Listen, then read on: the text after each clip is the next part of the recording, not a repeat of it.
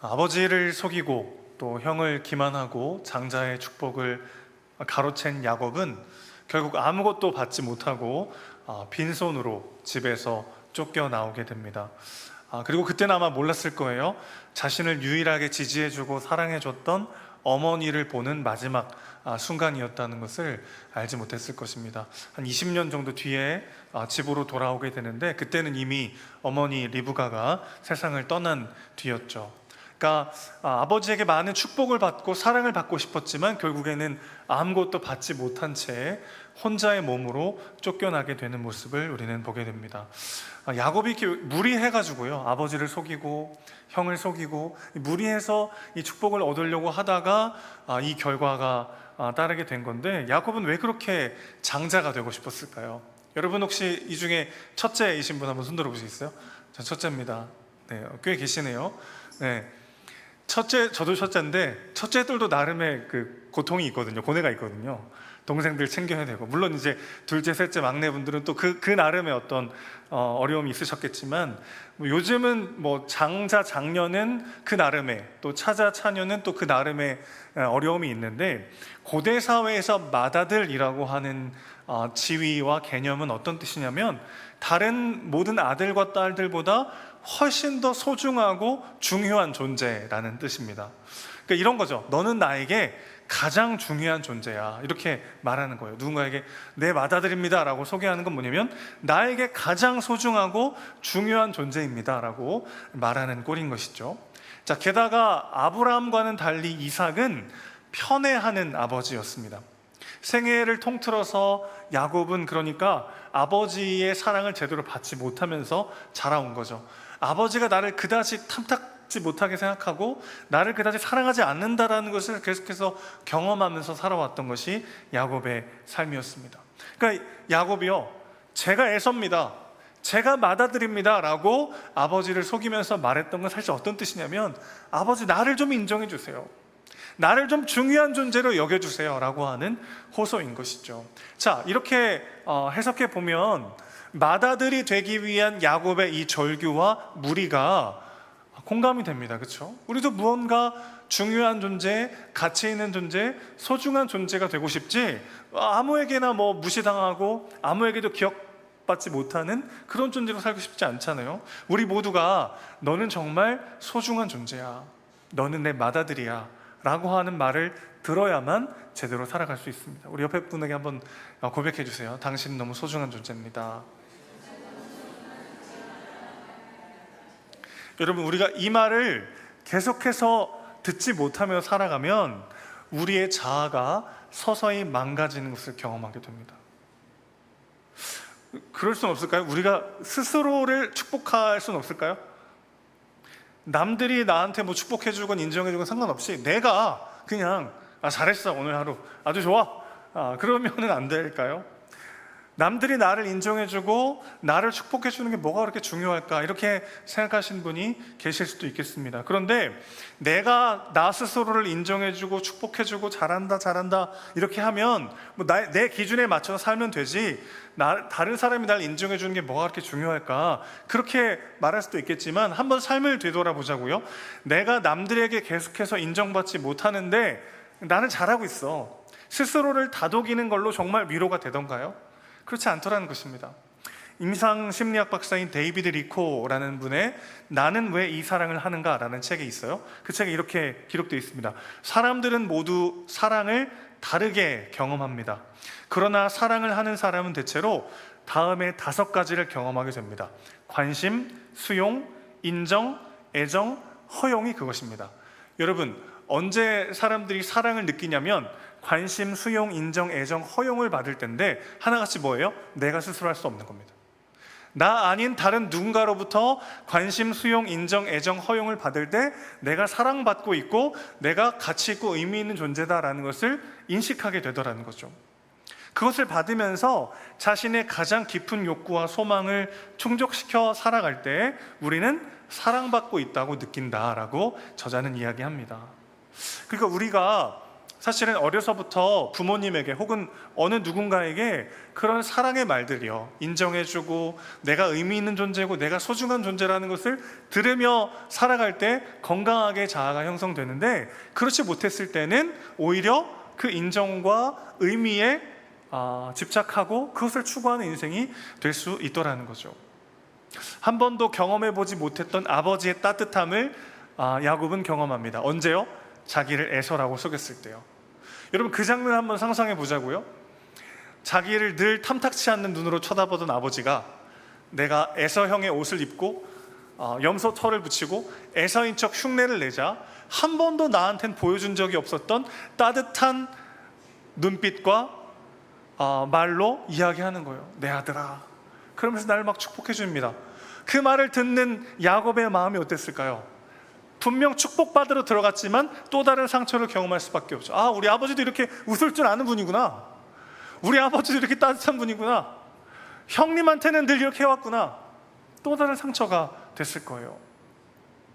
그러면서 야곱은 아무것도 가지지 못한 채 집에서 쫓겨나와 광야를 전전하는 신세가 되고 말았습니다. 지금 야곱에게 갖고 있던 건 뭐냐면, 지금 베고 자는 돌베개밖에 없어요. 딱딱한데 잠이 안 오는데 왜 돌베개일까? 없어요, 아무것도. 그리고 이제 여차하면 들짐승이나 누군가가 내 생명에 위협을 끼치면 바로 일어나서 맞서 싸울 수 있도록 하나밖에 없는 자기를 지키기 위한 마지막 도구였던 것이죠. 그러니까 지금 야곱은 어떤 상태입니까? 철저한 실패와 고독 속에 내몰리고 있는 거죠. 무언가 더 인정받고 싶고 중요한 존재가 되고 싶어서 노력했던 그 모든 것들이 숲으로 돌아가고 오히려 아무것도 남지 않은 채 가장 고독하고 비참하고 외로운 상태 속에 빠져 있는 모습을 보게 됩니다. 그런데 여러분, 바로 그때 야곱은 진짜 하나님을 만납니다. 아무도 나를 사랑하지 않는 것 같고 아무도 나를 인정해주지 않는 것 같은 외로움과 괴로움 속에 하나님이 찾아가십니다. 그리고 야곱에게 진짜 네가 바라봐야 될 현실이 무엇인지를 눈을 뜨게 하시는 것이죠. 눈앞의 현실은 비참하고 외롭고 힘들고 지친 상황이었어요. 그런데 그 야곱의 삶 가운데 찾아오셔서 하나님은 오늘 야곱이 진짜 바라봐야 될 것이 무엇인지를 보게 하시는 거죠. 자, 야곱이 이제 피곤해가지고 잠이 들었는데 꿈에 하늘에서 사닥다리가 내려와 천사들이 오르락내리락 하는 것을 보게 됩니다. 사닥다리라고 번역된 단어는 약간 오역이에요. 진짜 제대로 번역하면 계단이란 뜻에 더 가깝습니다. 그러니까 사닥다리 하면 여러분 어떤 이미지가 떠오르세요? 기둥이 이렇게 두 개가 있고 이렇게 가로로 이렇게 돼 있는 그런 사다리를 생각하실 거 아닙니까? 사실 야곱이 진짜 꿨던 꿈은 이 그림에 가깝습니다. 한번 보여주세요.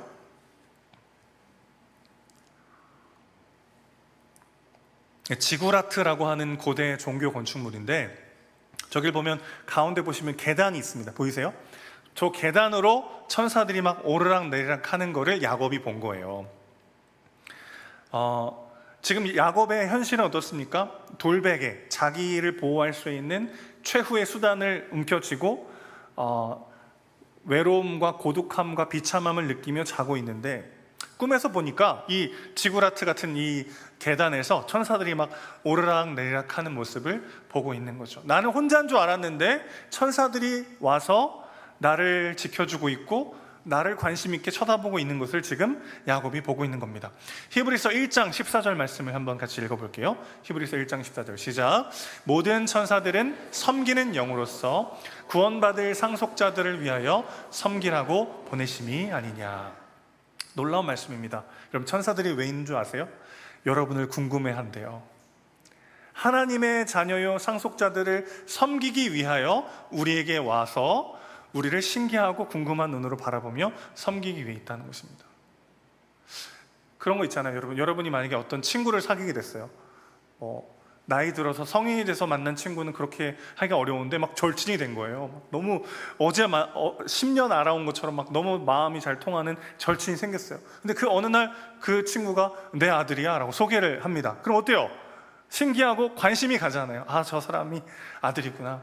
그런 눈으로, 그런 관심과 신기함을 가지고 천사들이 우리를 보고 있다는 거죠. 모든 천사들은 섬기는 영으로서 구원받은 자들을 섬기기 위해 일하고 있다는 것입니다. 그걸 지금 야곱이 환상 가운데 보고 있는 거죠. 계단을 오르락내리락 하면서 나는 그저 혼자인 줄 알았고, 아무도 나를 사랑하지 않는 줄 알았는데, 아무도 나를 인정해주지 않는 것 같았고, 아무에게도 나는 관심을 받지 못한 것 같았는데, 하늘의 천사들이 계단을 오르락내리락 하면서 야곱을 그렇게 신기한 눈으로 바라보고 있는 걸 지금 보고 있는 거죠. 베드로전서 1장 12절에도 이런 말씀이 있어요. 천사들도 복음의 수혜자들을 살펴보기 원합니다. 하나님의 자녀들을 궁금해한다는 거예요. 신기해하고 관심 있어 한다는 것입니다. 현실은 홀로 나왔어요. 외롭고 고독한 현실이지만 천사가 보호하는 삶으로 나를 섬기고 돌보고 궁금해하며 함께하는 자들로 둘러싸여 있음을 지금 야곱은 환상 가운데 보고 있는 거죠. 그러다가 여호와 하나님께서 그에게 찾아오십니다. 여호와께서 그 위에 서서 이르시되, 13절 보면 그렇게 기록되어 있지만 사실은 위에가 아니라 곁에로 번역해야 합니다. 여호와 하나님이 야곱 곁에 다가오십니다. 그러면서 15절 말씀 보면 이렇게 말씀하시죠. 네가 어디로 가든지 너와 함께 있을 것이다. 내가 너를 지키며 너를 이끌어 줄 것이다. 그리고 더 야곱의 마음 가운데 위로가 됐던 건 뭐냐면, 네가 이 땅으로 돌아오게 될 거라는 거예요. 돌아올 때까지 너와 함께 하겠다고 약속을 하십니다. 야곱이 처한 현실은 외롭고 고독한 아무것도 없는 광야 한가운데였어요. 그런데 천사가 흠모하는, 천사와 함께하는, 하나님이 지키시며 함께하시는 인생, 이것이 야곱의 진짜 현실이었습니다. 그런데 이 장면을 이렇게 보고 고대 근동 사람들은 이상하게 생각했을 거예요. 왜냐하면 아까 그림으로 보셨던 이 지구라트라고 하는 건 뭐냐면, 신에게 닿기 위해서 인간이 쌓아 올리는 탑입니다.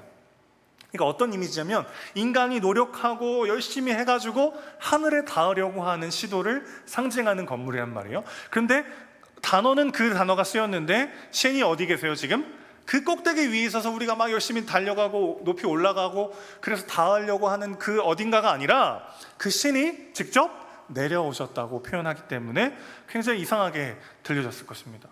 여러분, 종교는 신이 위에 있고 그 위에 도달하기 위해서 인간이 노력하고 열심히 뭔가를 해야만 하죠. 그런데 복음은 그 위에 계신 분이 우리에게로 찾아오셨다고 말합니다. 우리가 뭔가 더 가치 있고 의미 있고 소중한 존재여서 그분이 우리를 사랑해 주시는 게 아니라, 우리를 한번 만나 주시고 한번 상대해 주시는 게 아니라, 우리가 처한 바로 그 현실의 한복판으로 그분께서 우리에게 내려오셨다고 말하고 있는 거죠. 그러니까 야곱이 잠이 깨가지고요, 막 감격스럽기도 하고 두렵기도 하고 막 뭔지 모를 막 감정에 사로잡혀서 여호와께서 과연 여기 계시거늘 내가 알지 못했구나, 그렇게 이야기합니다. 보이는 현실이 있었는데 사실은 보이지 않지만 진짜 내가 처한 현실이 눈에 보이기 시작한 거죠. 그건 안 보이는 현실이 아니라 알지 못했던 현실이었습니다. 그러니까 우리는 두 가지 현실을 사는 거죠. 눈앞에 보이는 현실이 있고, 안 보이는 현실이지만 사실은 알지 못했던 진짜 우리의 현실을 우리는 살게 되는 거죠. 그러면서 그 땅을 루스라고 하는 땅의 이름을 베델이라고 바꿔 부르기 시작합니다.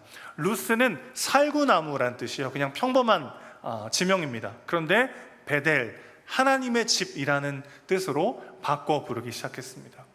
여러분, 그냥 평범하고 다를 거 없는 쳇바퀴 도는 것 같은 지루하고 비참한 현실 속에 하나님이 찾아오실 때 거기가 바로 하나님의 집이 될 줄로 믿습니다. 우리의 루스를 베델로 바꾸시는 분이 우리의 하나님인 줄로 믿습니다.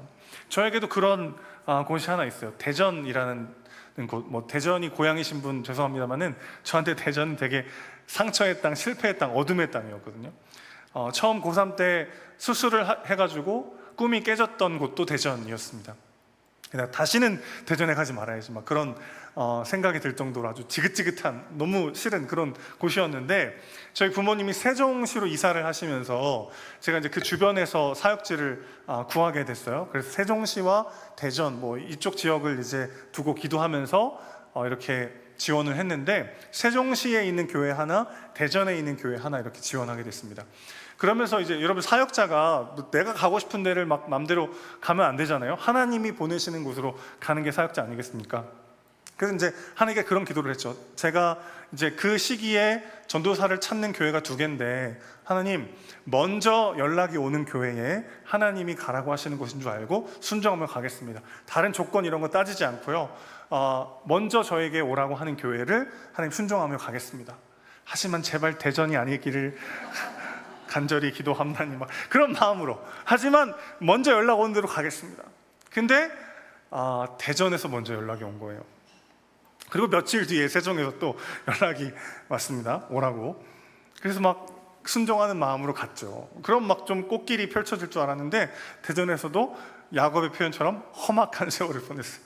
그래서 참 힘든 일들이 많았습니다. 물론 뭐 감사한 일들, 또 은혜를 경험하고 사랑하는 동역자들과 정말 행복한 사역을 했지만 그 가운데 참 힘들고 어려운 시절을 보냈어요.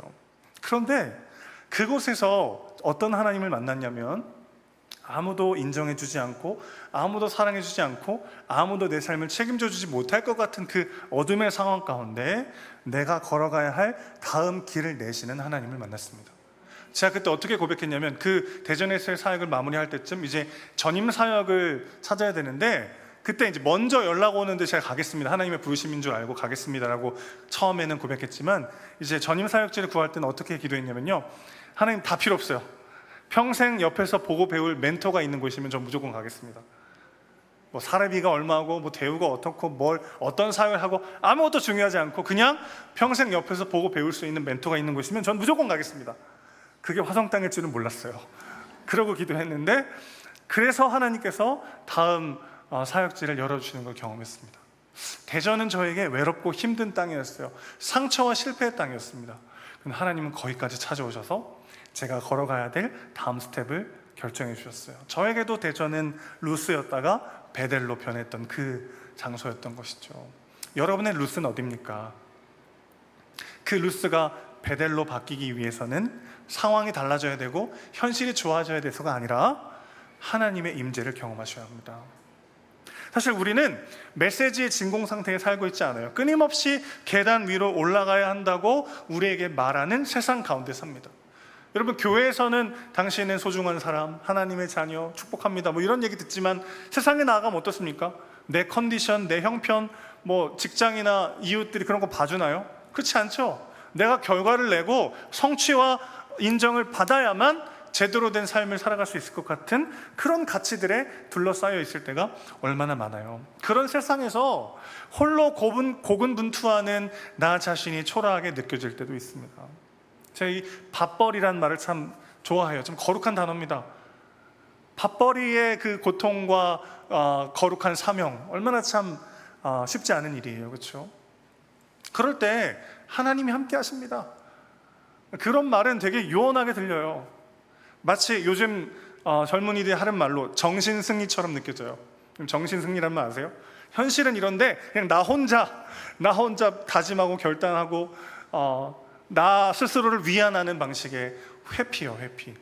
현실에서 패배한 사람들이 자기를 위안하기 위한 도피처로서 교회 가는 거 아니냐, 눈을 똑바로 뜨고 현실을 봐야지, 그런 메시지들에 우리가 둘러싸여 있는 것 또한 사실이기도 합니다. 그런데 여러분, 오늘 15절에서 하나님께서 어떤 약속을 하시냐면은, 내가 너를 이 땅으로 돌아오게 할 것이다.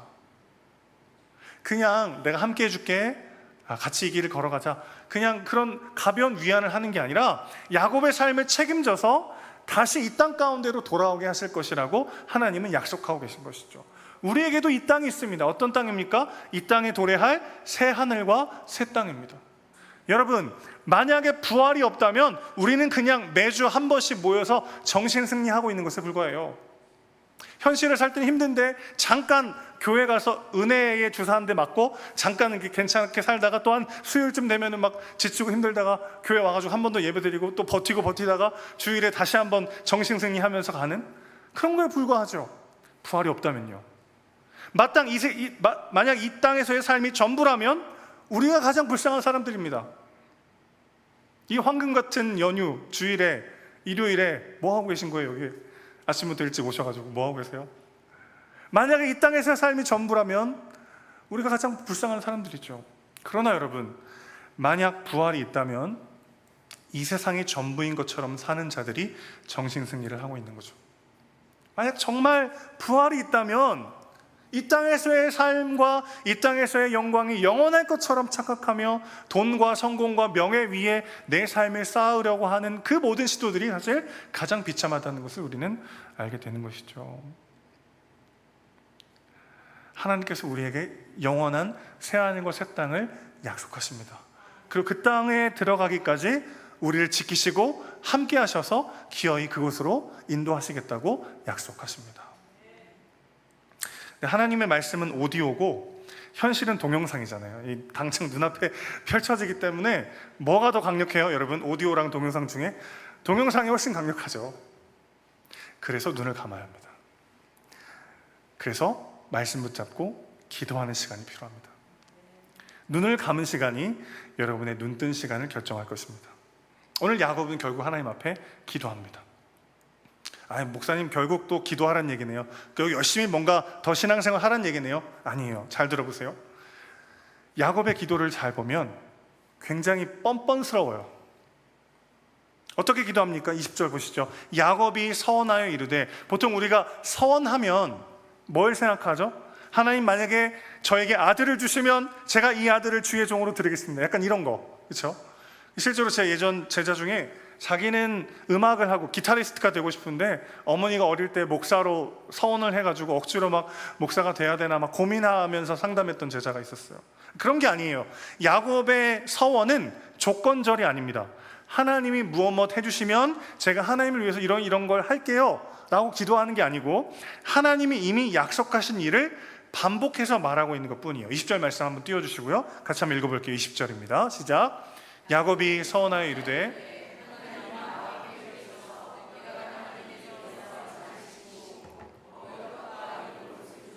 21절, 내가 평안히 아버지 집으로 돌아가게 하시오면. 자, 여러분, 여기까지 다 어떤 이야기죠? 하나님이 이미 다 약속하신 거예요. 하나님이 이미 다 야곱에게 이 땅 가운데 네가 평안히 돌아올 것이라고 약속하신 것을 한 번 더 반복하면서 하나님 앞에 기도하고 있는 거죠.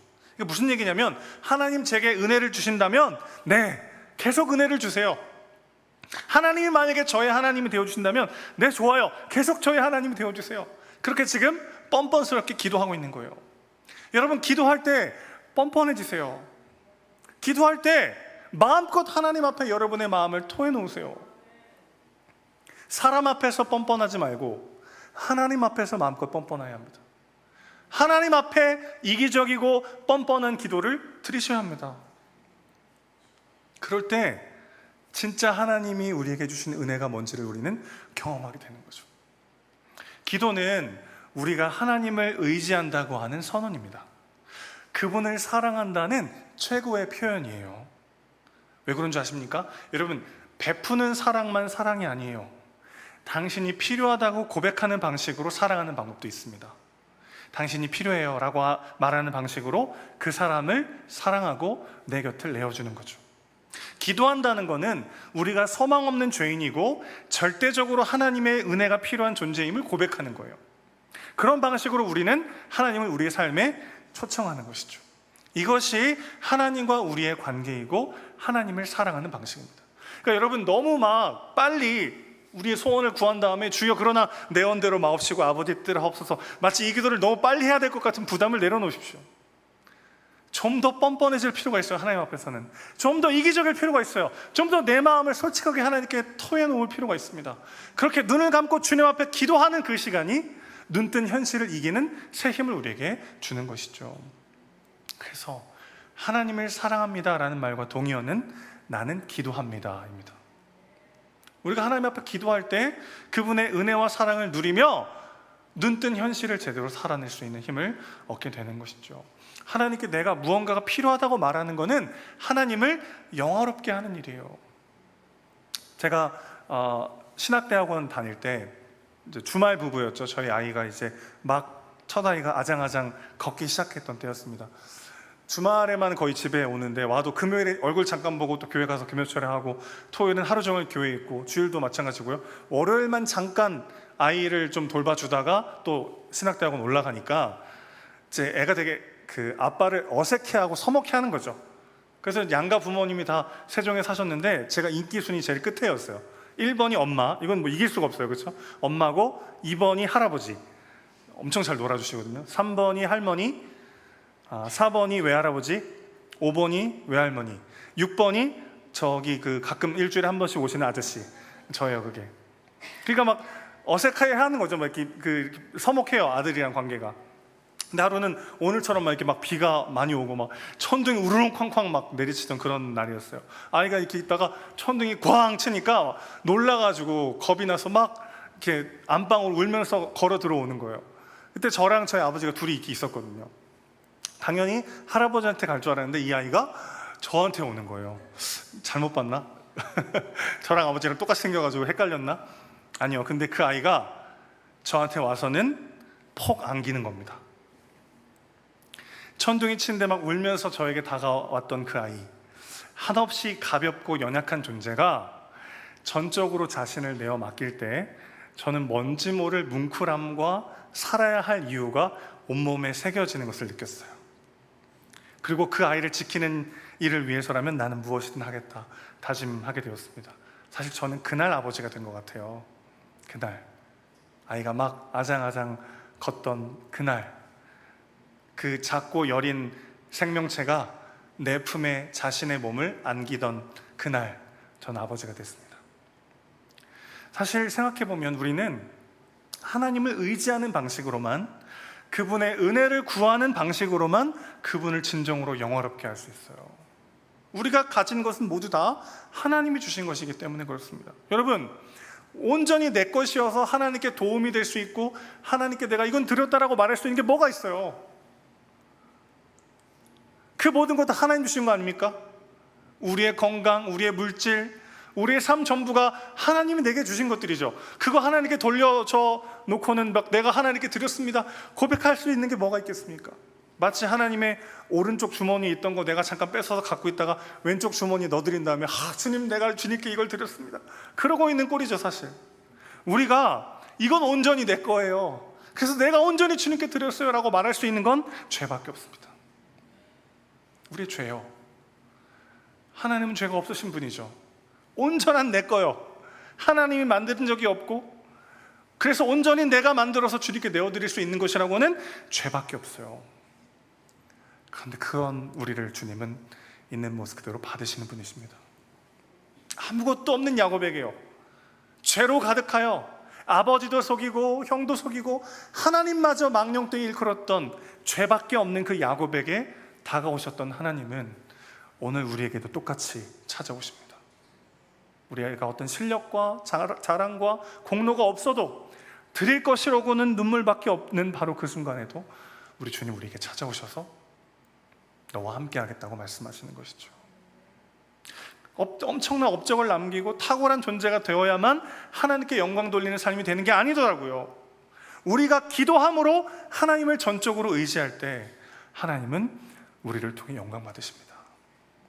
하나님께 안기시면 돼요. 그냥 그 작고 여린 생명체가 내 품에 안겼을 때 진짜 내가 아버지가 된 것처럼요, 여러분의 그 현실 있는 모습 그대로를 하나님께 내어 맡기십시오. 그것이 하나님을 영화롭게 할 것입니다. 그러니까 오늘 마지막 야곱의 고백, 11조를 하겠다고 하는 야곱의 고백은 하나님과 무슨 거래하겠다는 뜻이 아니에요. 내 모든 것을 책임져 달라는 요청입니다. 다른 사람 말고 하나님께 기대하겠다는, 하나님께 기대겠다는 야곱의 고백인 것이죠. 참 부러워요. 야곱이 이렇게 엄청나게 꿈을 꿔서 확실하게 믿게 됐으니까 얼마나 부럽습니까? 우리도 이런 꿈을 좀 지구라트 같은 거 한 번씩 하나님이 딱 보여주시고 천사 보내가지고 안녕 이렇게 해주시면 이렇게 더 믿을 수 있을 것 같은데 우리는 어떻게 믿을 수 있을까요? 요한복음 1장 51절 말씀 한번 보겠습니다. 우리 주님께서 이렇게 말씀하세요. 같이 읽어주십시오. 시작.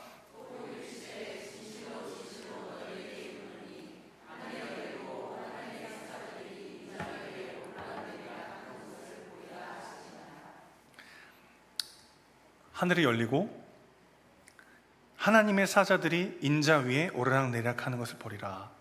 여기서 말한 인자는 예수님 자신이고 야곱이 봤던 바로 그 계단이요, 그 계단을 지칭하시면서 내가 야곱이 봤던 바로 그 하나님이다.